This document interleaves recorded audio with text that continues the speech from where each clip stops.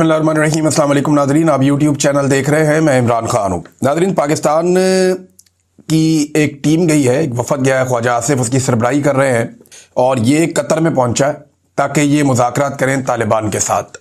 अब तालिबान के साथ मुज़ाकरात किए जाएंगे। तालिबान गवर्नमेंट जो वो वहाँ पे अफ़गान हुकूमत है इस वक्त, क्योंकि तालिबान के कंट्रोल में है वो, तो अफ़गान तालिबान का वफद पहुँच गया कतर में और फिर पाकिस्तानी वफद भी पहुँच गया कतर में और ख्वाजा आसिफ उस वफद को लेकर गए। अब कतर सालसी करेगा या जो दूसरे ममालिक हैं वो सालसी करेंगे पाकिस्तान और अफगानिस्तान के बीच में जो तनाज़ा पैदा हो गया उसको हल करने के लिए। अंदाज़ा कीजिए, अभी चंद साल पहले की बात है कि जब अमेरिका को तालिबान से बात करनी थी तो पाकिस्तान ने सहूलतकारी फराहम की थी, क्योंकि पाकिस्तान के ताल्लुकात अशरफ गनी हुकूमत से या हामिद करज़ई हुकूमत से अच्छे नहीं थे। तो पाकिस्तान ने सपोर्ट किया हुआ था तालिबान को और पाकिस्तान को लगता था कि ये इक़्तिदार में आएंगे। पाकिस्तान ने बड़ा सेलिब्रेट भी किया था इस बात को। उस दौर के जर्नैल बड़े खुश थे। नूर वली महसूद को आपको याद होगा कि अभी ख्वाजा आसिफ ने यह क्लेम भी किया कि जनरल फैज़ हमीद ने एक बुलेट प्रूफ गाड़ी तोहफे में भी दी थी।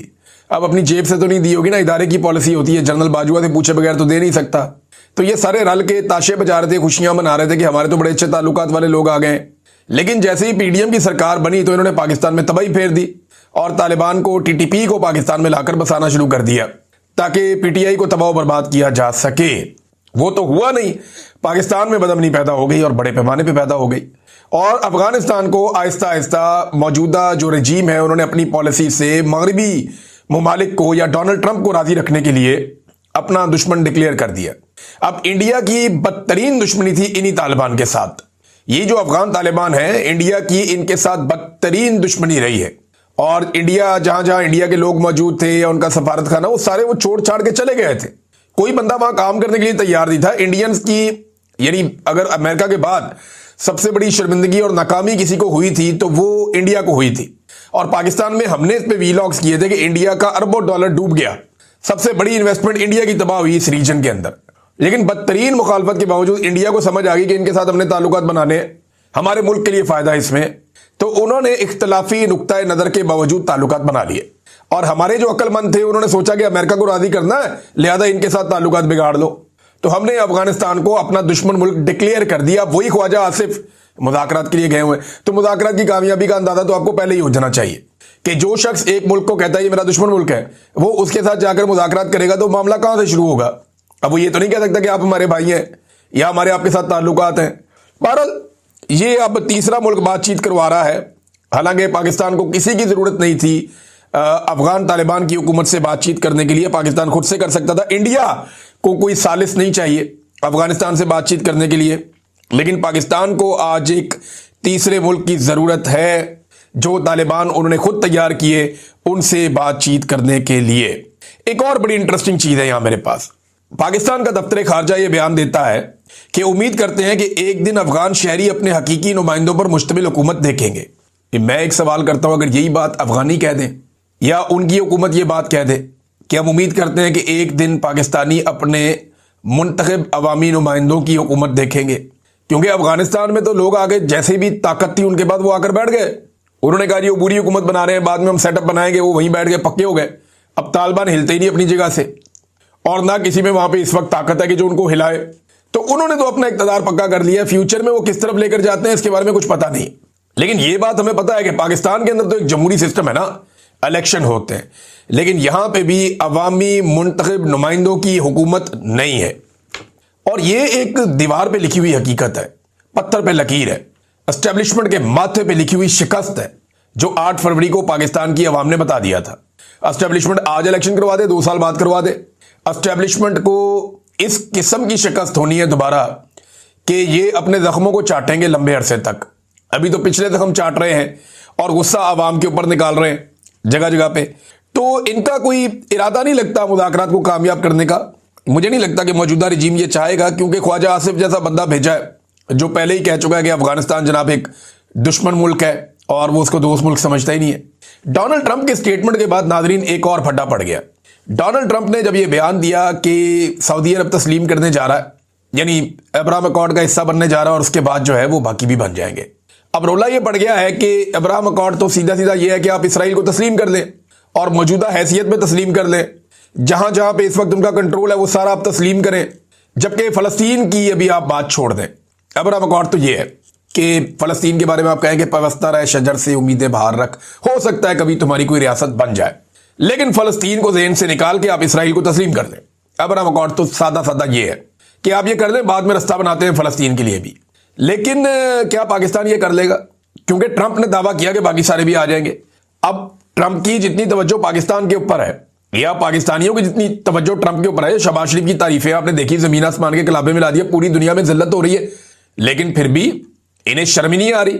भाई एक वजीर आजम के ओहदे पे वो बैठा हुआ आदमी है, उसको डेकोरम तो पता होना चाहिए कि भाई मैं 25 करोड़ लोगों का एक मुल्क है, उसका वजीर आजम बनाकर मैं बिठाया गया हूं। चलो मैंडेट मेरा नहीं है, लेकिन मैं जूते पॉलिश करते वक्त कम से कम पॉलिश अपने मुंह पे तो ना लगने दूं। तो भाई फेर दी।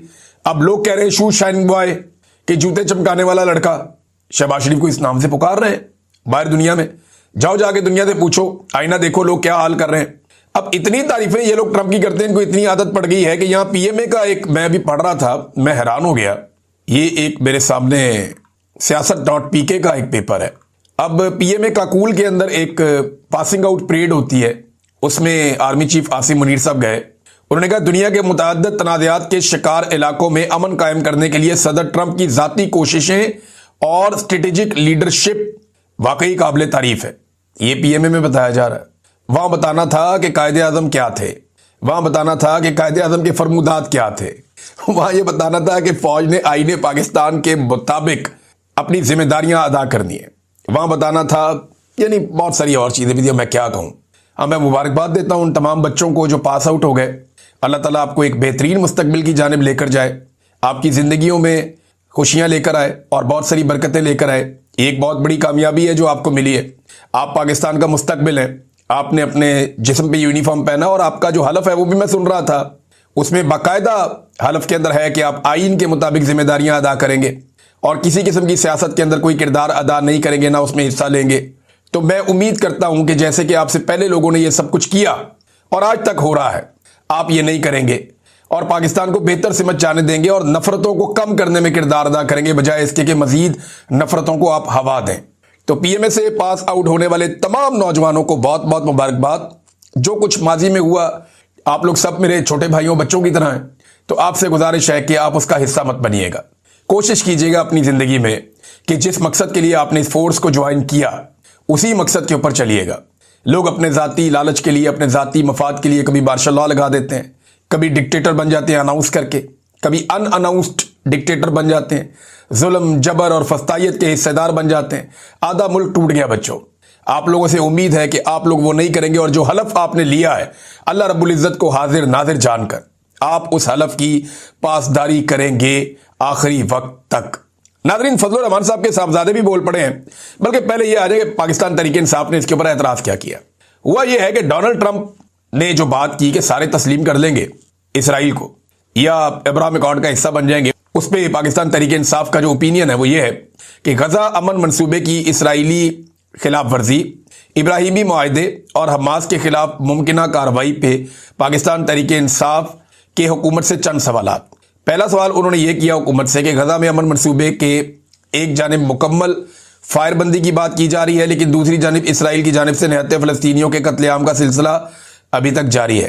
पाकिस्तान तहरीक इंसाफ इस सूरत हाल पर गहरी तशवीश का इजहार करती है और सवाल उठाती है कि आखिर पाकिस्तान की मौजूदा हुकूमत इस जुल्म पर खामोश क्यों है। क्या उन्होंने किसी बैन अल-अक़वामी फोरम पर इसराइली जारहियत के खिलाफ आवाज़ बुलंद की है? दूसरा ये कि अमरीकी सदर डोनाल्ड ट्रंप के हालिया बयान के मुताबिक अमरीकी अफवाज गजा में हमास को ख़त्म करने के लिए दाखिल नहीं होंगी, बल्कि उनके दोस्त ममालिक ये किरदार अदा करेंगे। पाकिस्तान तहरीक इंसाफ ये वादे करना चाहती है कि पाकिस्तान का किसी ऐसे मनसूबे या इत्तेहाद का हिस्सा बनना कौमी मफाद और उसूली खारजा पॉलिसी के मुनाफी होगा। पाकिस्तान को किसी भी सूरत में मुस्लिम ममालिक के खिलाफ किसी जंग या साजिश का हिस्सा नहीं बनना चाहिए। इस पे पाकिस्तान की हुकूमत का मौक़िफ़ अभी तक क्यों नहीं आया? हमें इस बयान पर भी गहरी तशवीश है जिसमें कहा गया कि सऊदी अरब के बाद दीगर ममालिक भी इसराइल को तस्लीम करेंगे। पाकिस्तान तहरीक इंसाफ वादे मौक़िफ़ रखती है कि फ़लस्तीन की आज़ादी और अल-कुद्स शरीफ के तहफ़्फ़ुज़ से कबल इसराइल को तस्लीम करना न सिर्फ उम्मत मुस्लिमा से गद्दारी होगी, बल्कि कायद-ए-आज़म मोहम्मद अली जिन्ना के उसूली मौक़िफ़ से भी इन्हिराफ होगा। हुकूमत पाकिस्तान इससे मुताल्लिक अपना वादे मौक़िफ़ अवाम के सामने रखेगी। यहाँ डंडी मारी है थोड़ी तहरीक इंसाफ के लोगों ने जो भी मौजूद है। इमरान खान ने कहा था कि 1967 वाली पोजीशन, इमरान खान ने कहा था कि एक वेस्ट बैंक और बहुत सारे और इलाके हैं, गाजा भी इसके अंदर शामिल है, और जेरूशलम उसका कैपिटल होगा। ये इमरान खान साहब ने बात की थी। यहां इन्होंने ये नहीं कहा कि जेरूशलम कैपिटल होगा, यहां उन्होंने एक मुख्तलिफ बात की है और इसमें उन्होंने सिर्फ ये कहा कि अल कुद्स शरीफ की हिफाजत। आखिरी जो पैराग्राफ है पाकिस्तान तहरीक इंसाफ का वो ये है कि पाकिस्तान तहरीक इंसाफ हुकूमत से मुतालबा करती है कि वो वाज़ेह कौमी मौक़िफ़ इख्तियार करे, इसराइली मज़ालिम की सख्त मज़म्मत करे, आलमी बरादरी को मुतहर्रिक करे और फ़लस्तीनी अवाम के साथ मुकम्मल यकजहती का इजहार करे।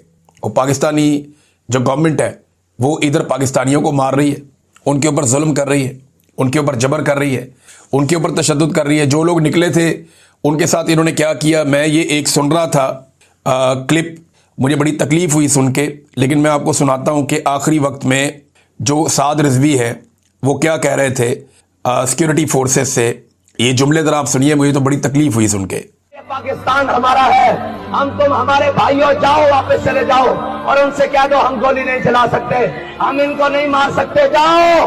मैं तुम्हें अल्लाह का वास्ता देता हूँ वापस चले जाओ, तुम्हें मैं रसूलुल्लाह का वास्ता देता हूँ वापस चले जाओ, मैं तुम्हें तुम्हारी हलाली माओ का वास्ता देता हूँ वापस चले जाओ। ओए मैं तुम्हें तुम्हारी माओ के दूध का वास्ता देता हूँ वापस चले जाओ, ओए वापस चले जाओ। मैं तुम्हें तुम्हारी माओ का दूध का वास्ता देता हूँ, उन बत्ती धारों का वास्ता देता हूँ, वापस चले जाओ, गोली बंद कर दो, वापस चले जाओ। अल्लाह तुम्हें बड़ी इज्जतें देगा, अल्लाह तुम्हें बड़ी जनाब सरफराजियां देगा, अल्लाह तुम्हें हमेशा जनाब गज़वा हिंद के मुजाहिदों में बनाएगा, लेकिन खुदा के लिए अपनी नस्लों को बर्बाद ना करो। तो आपने सुना कि साद रिजवी साहब कैसे इनको वास्ते दे रहे थे, लेकिन इसके बावजूद अभी तक उनका कोई पता नहीं चल रहा। अब टीएलपी की खवातीन की गिरफ्तारियां भी शुरू कर दी गई हैं, यहां मेरे पास की तफसील मौजूद है और चादर और चार दीवारी का तकद्दुस पामाल किया जा रहा है। अल्लामा अब्बास अंजुम साहब की एहलिया की गिरफ्तारी हुई है और धमाका खेज मवाद और हैंड ग्रेनेड से हमला करने का भी उनके ऊपर मुकदमा डाल दिया गया। जनाब इन्होंने ग्रेनेड मारे हैं, ये कोई टीटीपी वाले हैं और ये बारूद वाले नहीं, दरूद वाले हैं। आप जबरदस्ती इनको उठा के बारूद वाली साइड पे लेकर जा रहे हैं। मैं पहले भी ये बार बार कहता रहा हूं कि दहशतगर्दों को तैयार करने वाली नर्सरी है पाकिस्तान की एस्टेब्लिशमेंट। निहत्ते लोगों को उठाकर पहले कत्लेआम करते हैं, फिर उनके ऊपर बारूद के और हथियारों के ढेर डाल दिए जाते हैं, फिर उन्हें जबरदस्ती उस रास्ते पर चलाया जाता है और बिलाखिर दहशतगर्द तैयार कर दिए जाते हैं। ये तो बेचारे दरूद वाले मौलवी हैं, तो बारूद वाले मौलवी नहीं है। इनके ऊपर उठा के जो है वो अब बारूद डाल दिया है। मेरी समझ से बाहर है, मेरी समझ से बाहर है। इनको मशवरे कौन देता है और ये किस तरफ लेकर जाना चाहते हैं पाकिस्तान को।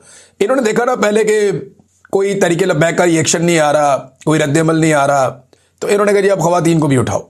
ये नेक्स्ट स्टेज के ऊपर आ गए हैं, देखते हैं क्या होता है। बहरहाल हालात ये हैं कि शहबाज शरीफ साहब के लिए तकरीर कर रहे थे इख्तियार वली साहब हैं, एक इनके PMLN के खैबर पख्तूनख्वा में, तो स्टूडेंट्स का एक बहुत बड़ा इकट्ठ था, वहाँ पे वो भी थे, कुछ PTI के जो रहनुमा है वो भी थे। बारी बारी सब ने खिताब करना था, तो ये फटाफट खिताब करके निकल गए। इन्हें आइडिया था कि बाद में बहुत धुलाई होगी। तो इन्होंने ना जिस वक्त ये बात की कि डोनाल्ड ट्रंप किसी को मुंह नहीं लगाता, तो डोनाल्ड ट्रंप ने जो है वो माइक सीधा किया शहबाज शरीफ के लिए और कहा जी आए आके बात करें। तो इस तरह की बात जब ये कर रहे थे ना, तो तालबा जो सामने तालिब इल्म मौजूद थे उन सब ने शेम शेम के नारे लगाना शुरू कर दिए। कितनी तकलीफ वाली बात है। देखें, पाकिस्तान का एक आम नौजवान, एक तालिब इल्म भी महसूस करता है कि वज़ीर आज़म ने हमारी नाक कटवाई है, हमारी बहुत बेइज्जती करवाई है, जो गैर ज़रूरी थी वो नहीं करना चाहिए था। और माइक पर तलबा को कहा गया कि शोर ना मचाएं वरना आपको हॉल से बाहर निकाला जाएगा या आप हॉल से बाहर चले जाएं। इस तरह फिर तलबा को रोकने की कोशिश की गई, लेकिन तलबा बहुत गुस्से में थे। उन्होंने कहा यार ये क्या बकवास है, एक तरफ तो नाक कटवा के आ गए पाकिस्तान की 25 करोड़ आवाम की, और ऊपर से आगे यहाँ पे तन के कह रहे हो कि जनाब ट्रंप किसी को मुंह नहीं लगाता। माइक सीधा किया और उसने शहबाज शरीफ को कहा कि आकर बात करें, और बाद में कहा अब इससे ज्यादा मैं क्या बात करूं। भाई शहबाज शरीफ ने जो किया वो भी बताओ ना। यानी पूरी की पूरी पॉलिसी खत्म कर दी 28 सेकंड के अंदर, तबाही बर्बादी फेर दी शहबाज शरीफ ने। हमने तो कभी देखा ही नहीं। फजलुर रहमान साहब के बाद उनका बेटा भी मैदान में आ गया नादरीन, और उनका बेटा अब एक तकरीर कर रहा था, मैं सुन रहा था, असद। उसने कहा जनाब कि यहां फौज की हुकूमत है, यहां एस्टेब्लिशमेंट की हुकूमत है, यहां सेक्टर कमांडर की हुकूमत है, यहां कोर कमांडर की हुकूमत है, तुम जमीयत उलमा इस्लाम को मरऊब नहीं कर सकते। अब क्योंकि 27वीं आईनी तरमीम होने जा रही है, तो फजलुर रहमान साहब को तो ये पता है कि उनके बगैर भी हो जाएगी। अब रोला कोई नहीं है। अब उन्होंने अपने नंबर पूरे कर लिए, मखसूस नशिस्तें उन्होंने अपने खाते में डाल ली हुई हैं। 26वीं आईनी तरमीम में जो फजलुर रहमान साहब ने सहूलतकारी की, उसके नतीजे में नए बनने वाली अदालत ने जो काम किए, कारनामे किए, उनमें एक तो ये है कि फौजी अदालतों को या उनके फैसलों को उन्होंने जायज़ करार दे दिया, जो तारीख में कभी नहीं होता, दुनिया में नहीं होता। सिविलियन के फौजी ट्रायल, उनका ठीक है, करो इनके। दूसरा जो एक बड़ा कारनामा किया, उन्होंने मखसूस नशिस्तें माले गनीमत की तरह बांट दी। फजल रहमान साहब को भी मिली, बाकियों को भी मिली। अब जो बाकियों को मिली तो उन्हें ज़रूरत नहीं है फजल रहमान साहब के आगे भीख मांगने की। अब वो आके मुलाकातें नहीं करेंगे, जब चाहेंगे वो 27वीं आईनी तरमीम कर लेंगे और उसका ड्राफ्ट वो बना रहे हैं। वो एक खौफनाक आईनी तरमीम है। अगर पाकिस्तान में कुछ बच गया है तो वो सारा भी अब डूबने वाला है, और जो कुछ पाकिस्तान में बचा है उस सारे को भी अब साइड पे कर दिया जाएगा। नाज़रीन, एक और चीज है, राणा सनाउल्लाह साहब ने यह तस्लीम कर लिया है कि वजीर आजम के पास इमरान खान से मुलाकात करवाने का इख्तियार नहीं है। यानी वजीर आजम के पास नहीं होता जी, ये तो सुपरिटेंडेंट ऑफ जेल के पास होता है। और सुपरिटेंडेंट ऑफ जेल कोई अमेरिका में है या बरतानिया में है, और भाई वो पाकिस्तान के अंदर है, वो अंडर गवर्नमेंट के काम करता है।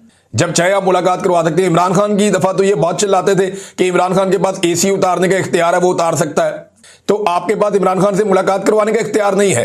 तो ये बात बिल्कुल दुरुस्त है कि इमरान खान के पास तो कुछ ना कुछ इख्तियार होता था, लेकिन मौजूदा हुकूमत में टके का इख्तियार भी इन लोगों के पास नहीं है। शहबाज शरीफ साहब ने छोटा मोटा भी अपना कोई काम करना होता है या फैसला करना होता है ना, एक अपने ऑफिस का बंदा भी इधर से उधर करना होता है, तो इनको ऊपर परमिशन लेनी पड़ती है बिग बॉस से, और ये वो परमिशन ले लेके अपनी हुकूमत चलाते हैं और हर जगह पे फिर जूते पॉलिश भी करते हैं। नाज़रीन, एहसन इकबाल ने भी शहबाज शरीफ का एक पोल खोल दिया। राणा सनाउल्लाह ने तो खोला ही खोला, एहसन इकबाल साहब ने भी खोल दिया। उन्होंने बताया कि झूठ बोलते थे ये। इन्होंने 2022 में कहा था कि 12 अरब डॉलर तक हमें इमदाद मिल गई है दोस्त ममालिक से, फ्रेंड्स ऑफ पाकिस्तान, और जनाब हम बहुत पैसा लेकर आ रहे हैं सैलाब मुतासरीन की मदद के लिए। करोड़ों रुपए के तो इन्होंने अखबारात के अंदर इश्तिहार छपवा दिए, टीवी के अंदर कवरेज करवा दी, रौला डाल दिया इन्होंने, जनाब इतना पैसा हो गया, रोजाना 1 अरब डॉलर और बढ़ जाता था। तो ये 12-13 अरब डॉलर तक उस दौर में पहुंच गए थे। इन्होंने कौम से कितना झूठ बोला था।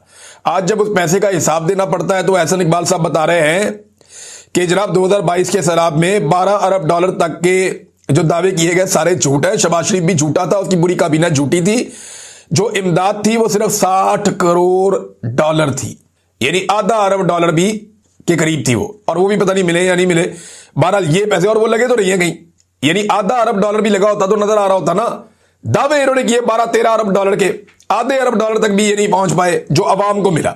हकीकतन अवाम के ऊपर तो इन्होंने कुछ लगाया ही नहीं। नाज़रीन, आरिफ अलवी साहब ने भी जलियांवाला बाग का जो वाकया हुआ था पाकिस्तान बनने से पहले, उसको बताते हुए उन्होंने कहा जी 9 मई, 26 नवंबर और आज़ाद कश्मीर और चौथा मुरीद का अलमिया, ये उसी सिलसिले की कड़ियां हैं। और इन चीज़ों को जोड़कर उन्होंने देखा, उन्होंने कहा जी अंग्रेज तो चला गया है, और जुल्म जबर के तरीकों पर अगर निगाह डाली जाए तो यूं लगता है कि वो अपने बाद ऐसे शागिर्द छोड़ गया है जो उनसे भी आगे निकल गए। ये 4 वाकयात अभी आसिम मुनीर साहब के दौर में हुए हैं ऊपर नीचे पाकिस्तान में, और चारों वाकयात के अंदर मैसेकर हुआ है, यानी इंसानों का कत्लेआम हुआ है। बड़ी लंबी ट्वीट है आरिफ अलवी साहब की, आप इसे पढ़ेंगे तो आपको बहुत कुछ समझने का और सीखने का मौका मिलेगा, लेकिन एक्चुअल जो उसकी बुनियाद है वो यही है जो मैंने आपके सामने रख दी है। असद उमर साहब नाज़रीन अब हल्के हल्के मैदान में आ रहे हैं, और उन्होंने हुकूमत के खिलाफ ट्वीट्स करना शुरू कर दिए हैं। ऐसा लगता है जो पहले शायद उन पर सख्ती थी वो अब नहीं है। तो असद उमर साहब ने एक बड़ी इंटरेस्टिंग ट्वीट की। उन्होंने कहा जी मीडिया रिपोर्ट्स के मुताबिक हुकूमत IMF टीम को पाकिस्तान आने से रोक रही है। IMF की टीम पाकिस्तान आना चाहती है, हुकूमत से रोक रही है। वो टीम 30 अरब डॉलर तक के तजारती डाटा के फर्क की तहकीकात करना चाहती है, लेकिन हुकूमत नहीं आने दे रही। अब ये मुज़ाहमत क्यों है, किस बात के सामने आने का खदशा है? एक आज़ादाना तहकीकात किसकी चोरी को बेनकाब करेगी? ये पाकिस्तान के अंदर इन्होंने नाज़रीन हालात पैदा कर दिए, बेड़ा गर्क कर दिया इन्होंने इकोनॉमी का। और जिनके घरों पे छापे मारते हैं ना, यानी एक एक्टिविस्ट है, मैं देख रहा था, अदनान उसका नाम है, सरदार अदनान गुजरावाला से, उसके घर पे छापा मारा कि इसको पकड़ के लाना है। और बाद में उसके घर की मैंने वीडियो देखी, कमोड तक तोड़ दिया, बेसन तोड़ दिया, सिंक तोड़ दिए, टेबलें कुर्सियां तोड़ दी, मोटरसाइकिल खड़ा था वो तोड़ दिया, अलमारियां तोड़ दी, घर के शीशे तोड़ दिए, टीवी तोड़। ओ भाई ये किस तरह का छापा है भाई, ये किस तरह का छापा है? आप बंदा ढूंढने आए हैं या तबाही फेरने आए हैं? कोई याजूज माजूज आ गए हैं वहां पे? सिक्योरिटी फोर्सेज में और बदमाशों में फर्क होना चाहिए। ये एग्जैक्टली बदमाशी कर रहे हैं पाकिस्तानियों के साथ, और बदमाशी के साथ पाकिस्तान को चला रहे हैं। इनका अंजाम अच्छा नहीं होगा। अब तक इतनी, अपना ख्याल रखिएगा, अपने चैनल का भी। अल्लाह हाफ़िज़।